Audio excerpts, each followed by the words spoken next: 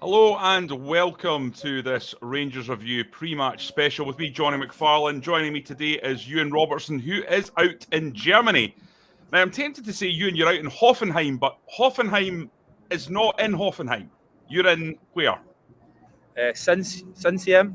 If you've been following us on socials, you'll see my adventures in the little town for the last couple of days. There's not much here, to be honest. It was a struggle trying to find somewhere to eat last night. But in terms of the ground, I'll give you a wee panoramic. It's Yes. quite the venue. It's quite impressive. Just show you here. Rangers fans will be situated over there in the far corner, if you can see over there. Yeah, fantastic. Looks like a lovely wee ground. It's a lovely ground. Pardon? How many does it hold? So it's 30,000, so it's quite small for a Bundesliga sort of size, but it's quite compact. I think it's a very impressive stadium. Cracking. Now listen, Euan, let's get stuck into some news because you've got an update on why John Souttar isn't in the squad. Yeah, so John Souttar's ill. It's quite interesting because he obviously done media yesterday ahead of coming to this game, so obviously that was on the website. He was talking about he feels in the best condition he has for years.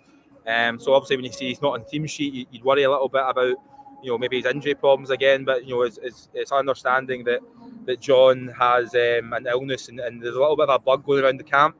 Now whether you read into who's not here, I know Michael said, I think it was last week, that you'll be able to tell maybe by the players who are not here today, who might not be involved or who maybe could be leaving this summer. So you looking at the team sheet here. So Fashion Sakala is not here.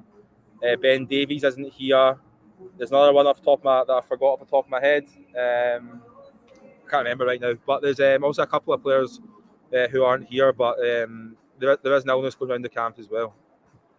Right, okay, that's quite interesting. And obviously, there's lots to discuss with that lineup. We can go through it bit by bit. But first up, just on Danilo, number 99, of course, he is in the squad and ready to be selected from the bench. Yeah, I think he'll get minutes today. How many minutes we'll see. I think there's a huge amount of excitement around the transfer, even from just speaking to the fans outside the ground this afternoon. And, they're really, really excited about Danilo. Obviously, the board have backed Michael Beale and brought him to the club. They've put a considerable outlay to bring him to Ibrox. So, yeah, he'll be tasked with hopefully scoring the goals that Rangers will want to win the title this season. So, there's been quite a lot of additions in that forward area. You've got Danilo, you've got Dessers, you've got Lammers, you've got and there's a couple other. Sima is what I'm thinking about. Who isn't here either today. So no, Sima's in the team, mate. Yes, sorry, there he is. Yeah. Missed him out. Abdullah Sima, number 19. He is there. Yeah. It's going to be exciting to see that front three, but listen, I suppose the one thing that really jumped out at me is Jonny Fecko given a really big chance today. Now, we've talked about on here so many times about the opportunities for young players at Rangers, the pathway, as it's often called, ensuring that's open so that guys who come through the academy, because Rangers are spending a lot of money on that academy, are actually able to make an impact on the first team. Now, Michael Beale said after the game against Olympiacos, I was there listening to him, and he said Jonny had given him something to think about with his performances over pre-season. So here he is. What a chance. If he can come in here today and really, really perform against what is a good quality Bundesliga opposition, surely this young kid's got a chance of staking a claim to be a go-to for the season ahead. Yeah, look, if he performs well, and this will be a big test for him today, then, up against... Oh, there's a speaker coming on. He's up against Andrej Kramaric today, who's an experienced campaigner, so it'll be a good test for him. I don't think there's any point hiding it. It's not ideal to go into the last game of pre-season and not having your two strongest centre-backs available. Actually, arguably, they've not got the three strongest centre-halves available in Souttar, Goldson and Ben Davies. That's not ideal by any means. There's no point scooting over that fact. But what it does do is it presents the young man a chance to impress. I think he's been quite impressive so far in pre-season. Yeah, listen, a lot of people are asking about Ben Davies not being on the bench, but as Euan said when he started off, there's been players that have been hit by this illness that's been going around the camp. We're not 100% sure as of yet who's been left out and who has been hit by that illness, but pretty sure Michael Beale will be able to clarify all that, Euan, once you get to sit down with him. Listen, don't worry too much. We can still hear you pretty well despite what looks like significant noise in the background, but don't worry, we can hear you perfectly well. Got a couple of comments here. People saying that they enjoyed the live show last night. Broxy saying, Jonny, just want to say really enjoyed Rangers Review Live. I did too, Broxy, possibly a little bit too much because I am feeling a little rough today. I'm not going to lie.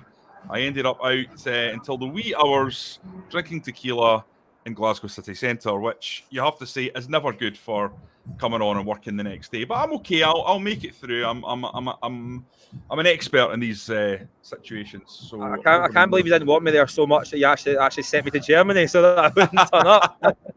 Well, listen, I fancied a wee trip to Germany myself, as you know, and booked myself in, and then, the rest is history. That there was obviously a live show that I'd forgotten about, and there you go, you're out there instead. So I was wanting to go, Euan, so you know that there's no sort of underlying. I'll take your word for it, Jonny. I'll take your word for it. Underlying going on there, I can assure you.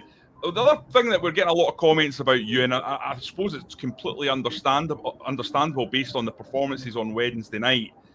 John Lundstrom being in that side, he did not perform well when he came on. He was incredibly sloppy. And a lot of people saying, look, what's going on with John Lundstrom being straight back in after a performance like that? He looked so shaky in that game. My opinion, I'll just give you it. Rangers are playing a very good opposition today, and they're probably wanting some physicality and graft and grit in there. What's your take?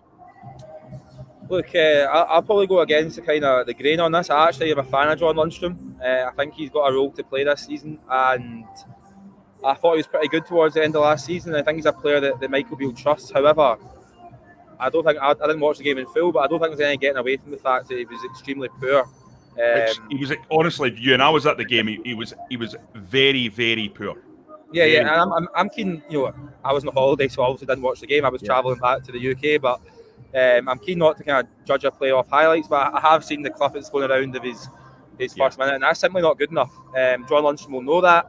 I'm sure Michael Beale has been relayed to him that that's not an acceptable level of performance, and it's a chance for him today to show why he should be in contention to play against Kilmarnock next week. I know Cifuentes is expected to come in at the start of next week, but I don't think he'll start at Rugby Park next week. So I think there's one midfield place up for grabs next to Nico Raskin and Todd Cantwell. So it looks like it would be between Kieran Dowell, Ryan Jack and John Lundstrom for that last starting place at Rugby Park. So tonight, this afternoon's an opportunity for Lundstrom to show his true levels, and if he doesn't, then he's not going to be playing.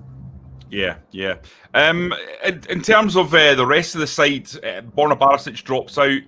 In comes Ridvan Yilmaz. I think this is something that many people have been talking about, have been commenting on, I've been asking for. Again, Borna did not play particularly well at all. Josh Barry was sitting next to me. I talked about this last night, and he was grimacing at some of the things Borna was doing in that first half. I think he counted 3 major mistakes in the first 12 minutes. So in comes Yilmaz. Again, young player, big spend on this one, but a real opportunity for him to say, look, I'm the main man here. Borna's not getting this shirt. Yeah, no, completely. I think Yilmaz will go into the season as a starting left back. I think this summer has very much been about players maybe leaving the club that it's kind of went stale for. Who are big parts of obviously winning 55 and big parts of reaching the Europa League final in Seville. But the kind of general mood is that a lot of those players have kind of reached the end of the road of the Rangers' career. You look at the likes of Glenn Kamara is maybe one that people point to more than anybody, but I think you could even put Borna Barisic into that category.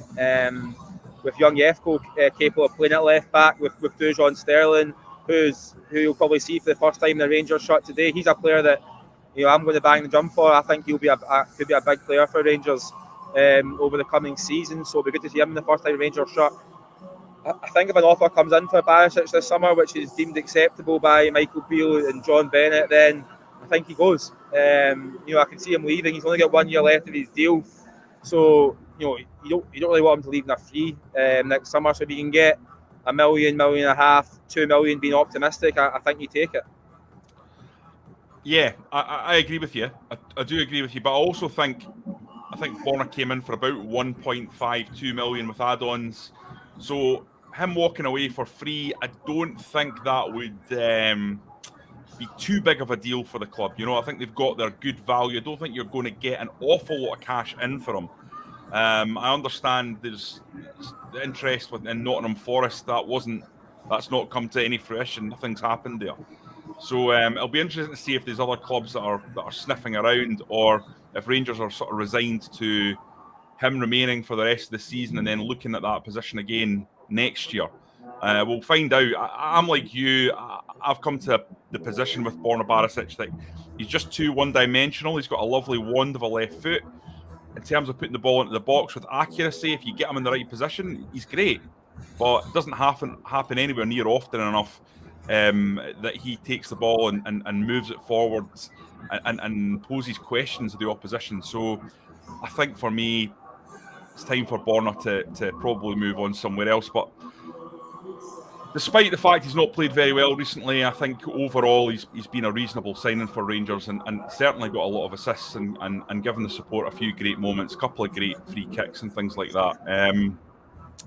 Looking at that bench, Euan, just before we call it a day here, number of players there, number of options for Michael Beale to turn to. There's certainly now a depth in that squad, isn't there, that hasn't been there in previous seasons. It's almost quite difficult to pick a starting 11 for Rangers now because there is so many options to choose from. And in terms of attacking options, you've certainly got, to look at a bench and see a fit Kemar Roof and Danilo sitting there. It's quite enticing, and it shows that the club have really gone out on a limb, pumped some money in, and backed Michael Beale. Yeah, I mean, there can be no disputing that fact in terms of not just the bodies coming in, but also the money they've spent to bring in those players. It's quite a considerable outlay. I mean, I don't know how many Rangers fans would have envisaged at the start of the summer that Rangers would have spent this much money so far. So I think you've got to give the board credit. There's no other. They've put their faith in Michael Beale. Michael Beale's obviously got huge influence at the club at the moment, and that's seen in the signings. And I think for the remainder of the transfer window, I think a left centre back could still be on the shopping list, as to say. But there's also going to be a number of players I think who'll need to leave the club. Not just in terms of looking to bring money back in, which is important, but just because they're not going to play. And you don't want a bloated squad with some players not playing. Obviously, another player, Tom Lawrence, is still not ready to kind of come back in just yet. So he's obviously double checking. Yeah, he's not involved today as well. So I think the squad's looking pretty healthy in terms of quality and in terms of size. I think there's still a number of players that need to go out. Obviously, Scott Wright's not here today. I don't think that's one of the illness ones. I think he's pretty close to sealing a move to Turkey, not Saudi Arabia, Turkey. So that's definitely interesting as well. You'll start to see, I think, in the coming weeks, players leave the club. Glenn Kamara's still not here, not been involved at all, really. So the writing's on the wall for Glenn. Yeah, absolutely. Right, I'm going to let you go. I know you've got still plenty to do there. It's 45 minutes or so till kick-off. So really exciting game ahead, I think. Sure. What's just before we go, Euan, what's the weather like out there? I know it's been a bit of rain. I'm presuming that. Yeah. I left the Airbnb, which I will say, Jonny, has been the one success of the trip so far. I'll give you a wee bit of credit for that one. But yeah, I came out, I went to some tea, got absolutely soaked. And as soon as I get soaked, the sun started shining. It's looking great at the moment. So yeah, it's a fantastic day. I was actually outside just there, and it's so refreshing to see how much there is for supporters to do, both young and old, around the ground. It's honestly just, compared to what we have in our country with certain guidelines and stuff, it's just night and day. Well, listen, let's talk a little bit about that before we go, because that is really interesting, Euan. So describe what's there, because it's important to stress it's kind of in a village. For anyone who's come in halfway through, you were saying this earlier on, this is not a big city that you're in. No. It's a big stadium, but in a very small place. But the facilities around it, tell us about them. Yeah, top class. So yeah, it's a really, really small village. There isn't really much here. And the stadium's maybe about a 10, 15 minute walk kind of over the motorway, kind of up on its own on a hill almost. It's quite striking when you're walking up to it. But yeah, so when I came up yesterday to try and go in a stadium, to which they don't have until the 12th of August, but they were setting up a beer garden. So I asked them, is this for the fans tomorrow? They went, yeah. So I came up today expecting, a beer garden, but it was much more than that. There's like a big dartboard with you can hit a ball and try and get triple 20. There's loads of like small football games. There's kind of like a bungee jumping sort of thing. There's food vans everywhere. There's music. It's. I've got a video I'm going to put up when I finish this. Why you were late. What's that? That's why you were late getting on the video. Bungee jumping.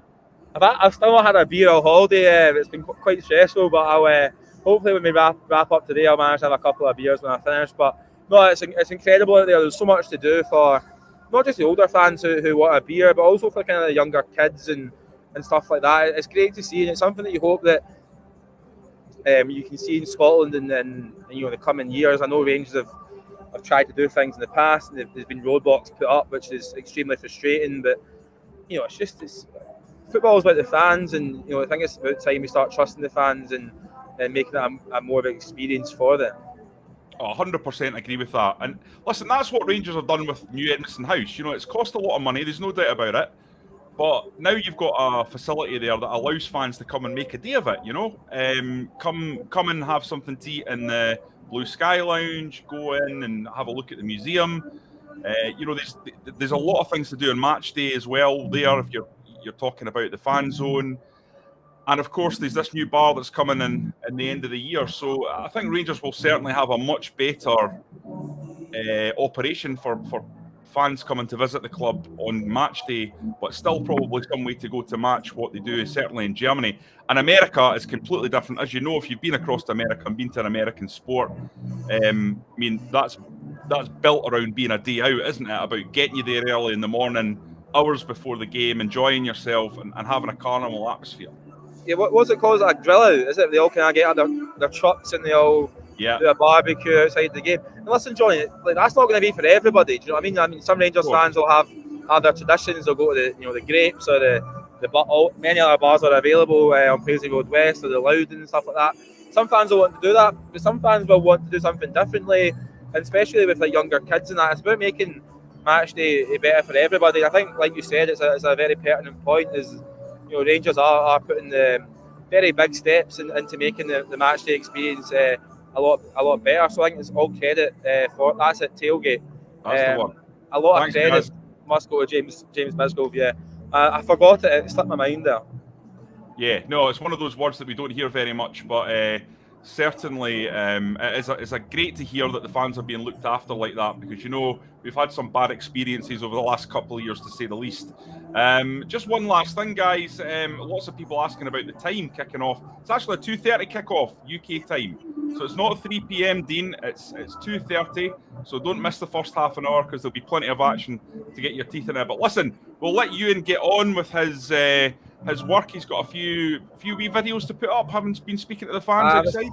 Spoke to a couple of fans outside. Someone said that one was a big fan of Sam Lammers. He said Sam Lammers is going to can't hear a thing right now. Sam Lammers is going to take over from Todd Cantwell this season, so that was a big shout. And there's a lot of optimism ahead of the season. I think people maybe look at the pre-season results and look at that being kind of disappointing in terms of results, but Michael Beale's been loading these players up with an eye on the Champions League game and the first game of the season. So listen, if Rangers go to Kilmarnock and score 3-4 goals, then nobody's going to care one iota about losing to Olympiacos. Well, they shouldn't. They certainly shouldn't. Whether they do or not, I can't speak for them. Yeah. Okay, mate. Listen, I'll let you go. I actually will let you go this time. I'm not going to go off on another tangent. That was really interesting about what they had outside. I think that was worth discussing. Right, I look forward to seeing some of these videos and enjoy the game. Yeah, maybe back at full time, maybe. I don't know, will we? Yeah, we'll come back after full time and discuss the game, mate. But maybe we'll let you speak to the manager and stuff, and then come back after that. Listen, guys, thank you very much for joining us. As ever, we've got a deal on at the website at the moment. It's £12 to subscribe to the Rangers Review for the entire year. We'd love you to go on there, subscribe and support us. Like I say, 12 quid, it's £1 a month. And that really helps us in terms of being able to put on videos like this, send people out to places like Sinsheim.